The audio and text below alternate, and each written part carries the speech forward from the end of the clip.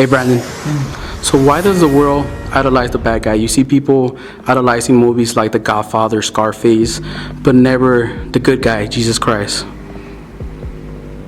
It's control. I mean, it's the same reason that Adam and Eve decided to do their own thing, because Satan had deceived them that they could be in charge and they could be their own ultimate authority.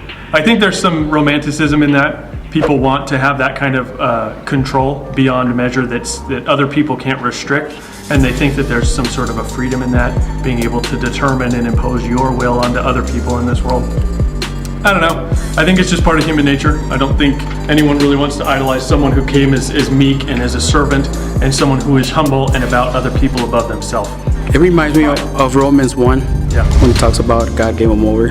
Yeah, God gave him over to well, and that's really, if you look at humanity and humankind's behavior, we're founded on pride, and that has to die in order to follow after Christ. And if it's not killed, and if that doesn't die off, then it's going to grow.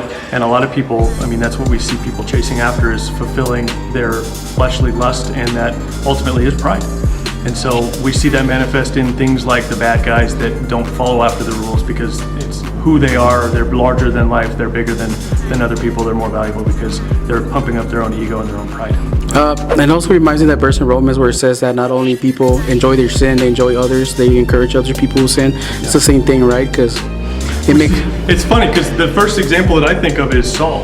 He's a prime example that we want other people to validate our bad behaviors as if there's some sort of safety in numbers. When Samuel came to Saul and called him out for not being obedient, Saul's instinct was, well, let's forget that this had happened and let's go sacrifice to the Lord like I didn't actually do anything wrong. And that's the behavior that we see in humankind. If we do something wrong, we feel bad about it, and if we can get other people in doing the wrong thing together, then we feel like for some reason that there's safety in that, but the Lord still holds us individually accountable. And I think a lot of people fail to realize that, right? Well, my pastor led me astray, or I didn't spend enough time in my Bible because of excuse number one or excuse number two, and God says you're still accountable regardless, because it's on you. So we see a little bit of both of that, but Saul's a good example.